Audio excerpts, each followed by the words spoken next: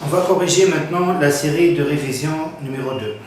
L'exercice numéro 1, c'est un exercice de bac 2013, session de contrôle.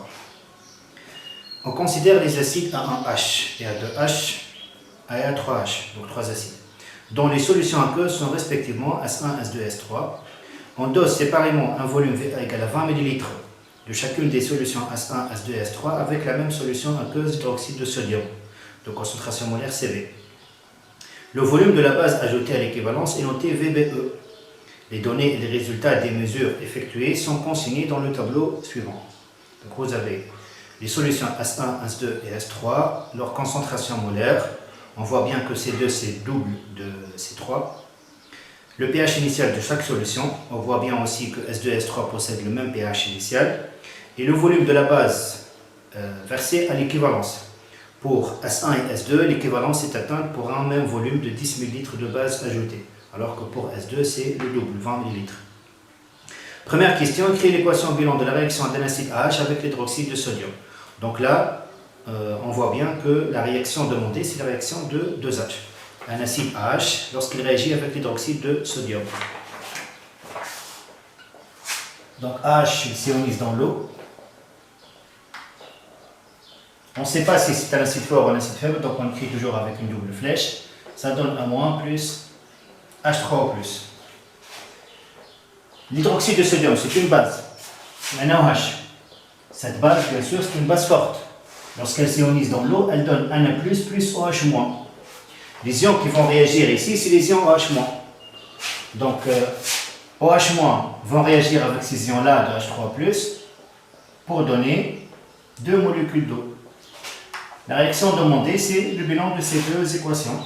AH plus OH- donne A- plus H2O. On simplifie bien sûr par H3 plus H3 plus et une molécule d'eau de ces deux molécules avec cette molécule d'eau. Deuxième question, trouver une relation entre les concentrations C1 et C3 d'une part et les concentrations C1 et C2 d'autre part. Ensuite, petit b, déduire que A3H est l'acide le plus fort. Alors, deuxième question, petit a. À l'équivalence, qu'est-ce qu'on va avoir? À l'équivalence. Lors du dosage de la réaction de la solution 1. Donc, C1 fois V1 égale à CB fois VBE. Et C3 fois V3 égale à CB fois VBE. Donc ça c'est VBE 1 et ça c'est VBE 3. Donc le volume de la base versé lors du dosage de la solution S3. Ici on voit bien d'après le tableau que les deux volumes versés pour arriver à l'équivalence avec la solution S1 et S2 sont égaux. Donc ces deux volumes sont égaux. Même solution basique, même CB. C1 et C3. Donc le volume dosé pour chaque acide, c'est VA. Donc là, c'est VA, c'est toujours le même. Donc puisque VBE 1 égale VBE 3, ceci nous donne que C1 égale à C3. Donc ces deux concentrations sont égales, ces deux volumes sont égaux, ces deux aussi volumes sont égaux, obligatoirement C1 et C3 sont égaux. Alors, ensuite, d'une autre part, on veut une relation entre C1 et C2. À l'équivalence aussi, c'est toujours à l'équivalence. C1 fois VA égale à CB fois VBE 1 et C2 fois le même volume VA égale à CB fois VBE 2. D'après le tableau, on voit bien que le volume de la base versé à l'équivalence pour la solution S2, c'est le double de celui versé pour la solution S1. Donc VBE 2 égale à 2 fois VBE 1. Alors celui-là, c'est le double de celui-là. Même concentration basique, même volume VA. Veut dire que C2, c'est le double de C1.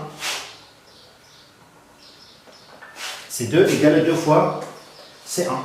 Donc ça, c'est les relations. Déduire que A3H est l'acide le plus fort. Alors là, on doit se concentrer. Bien. Qu'est-ce qu'on a? On a le pH de la solution 2 et le pH de la solution 3 sont égaux. Les concentrations C1 et C3 sont égales. Donc à même concentration, la solution ou bien l'acide qui possède le pH le plus faible est le plus fort. Donc là, A3H est plus fort que A1H. Ça d'un côté. D'un autre côté, les deux solutions S2 et S3 possèdent le même pH. À même pH, la solution la plus concentrée est celle de l'acide le plus faible. On voit bien que C2 égale 2 fois C3. Donc S2 est plus concentré que C3. Donc ça donne S3, l'acide le plus fort. Donc là, entre A1H et A3H, puisque ces deux solutions possèdent la même concentration. À même concentration,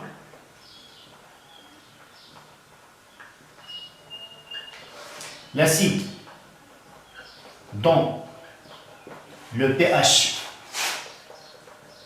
est le plus faible est le plus fort. Donc A3H plus fort que A1H. Maintenant, entre A2H et A3H, à pH égal, l'acide dont la concentration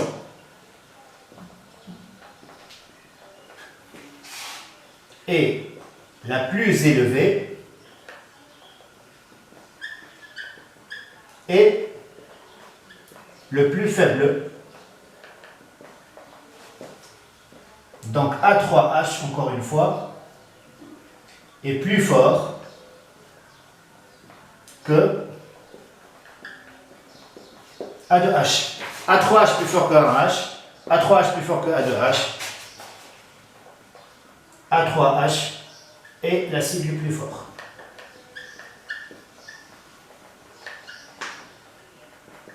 Voilà. Ça, c'est pour la question 2. Maintenant, question 3. On procède à la dilution au dixième des solutions S1, S2 et S3, de façon à obtenir respectivement les solutions S'1, S'2 et S'3. Les résultats de la mesure du pH des solutions obtenues sont consignés dans le tableau suivant. Donc, on a les 3 nouvelles solutions obtenues par dilution au dixième des solutions initiales. D'écrire le protocole expérimental permettant de réaliser la dilution au dixième d'un prélèvement de 10 ml de la solution mère. Alors, le protocole, il est simple. On va prélever 10 ml de la solution mère avec une pipette. Ce prélèvement il va être mis dans une fiole jaugée de 100 ml, c'est-à-dire le volume final, il doit être 10 fois le volume prélevé. Donc 100 ml, 10 fois 10. Et ensuite, on complète avec de l'eau jusqu'au trait de jauge. Donc, on prélève à l'aide d'une pipette 10 ml de la solution mère. Quand on introduit dans une fiole jaugée de 100 ml et on complète avec de l'eau jusqu'au trait de jauge.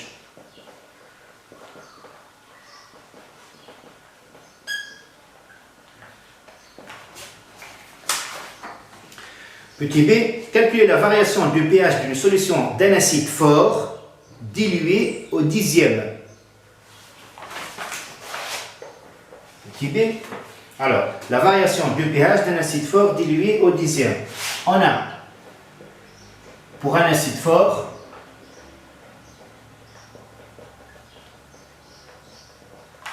pH égale à moins log de C. C' égale à C sur 10. pH', ça sera quoi? Moins log de C', c'est-à-dire moins log de C sur 10. Donc c'est moins log de C, donc c'est le pH initial, moins log de 10 plus log de 10. Log de 10 c'est 1. Donc ça donne moins log de C plus 1. La variation de pH, delta pH, c'est pH moins pH', ou bien pH' moins pH. C'est égal à combien? Donc ça c'est pH plus 1. Donc pH' moins pH égale à 1. Justifier que les acides A1H et A2H sont des acides faibles.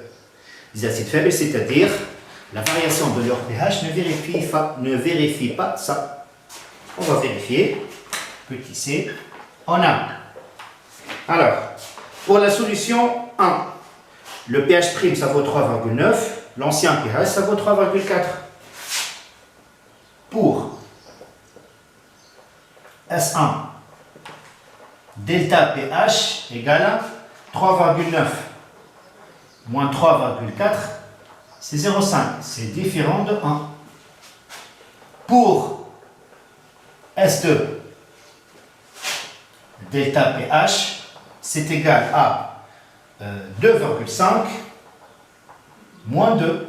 C'est aussi 0,5. C'est différent de 1. Donc A1H et A2H ne sont pas des acides forts, sont des acides faibles.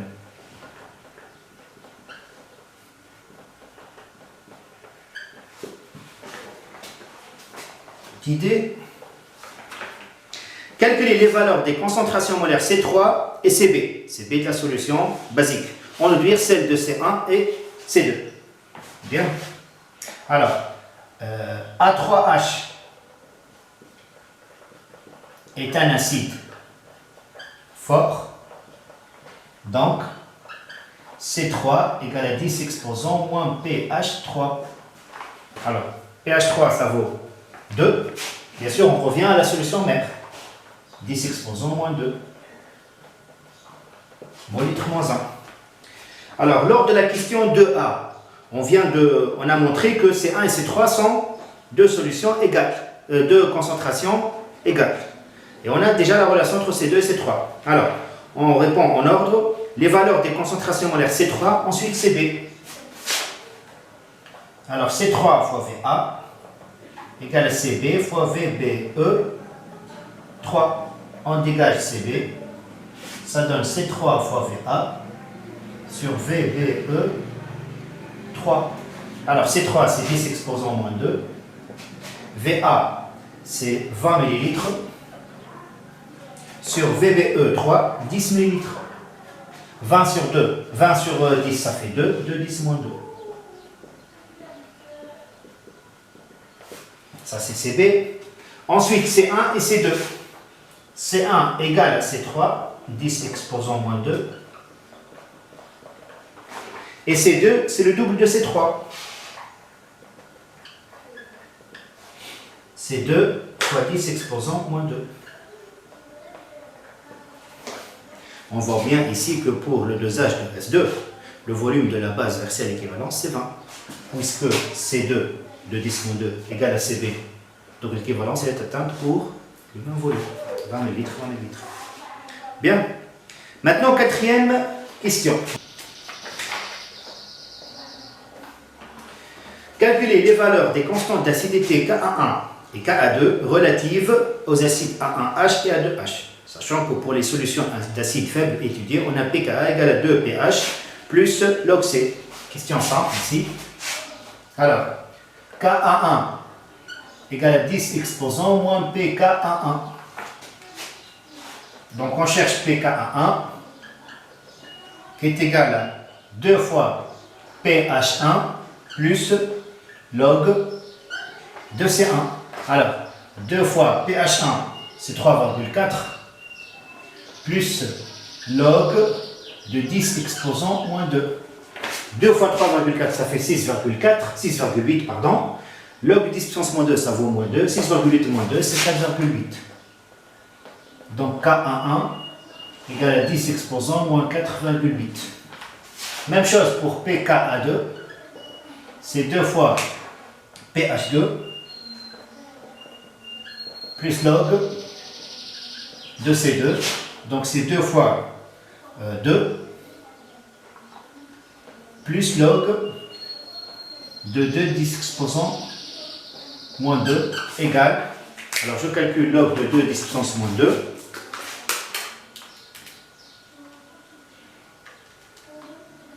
c'est moins 1,7, 4 moins 1,7, ça donne 2,3.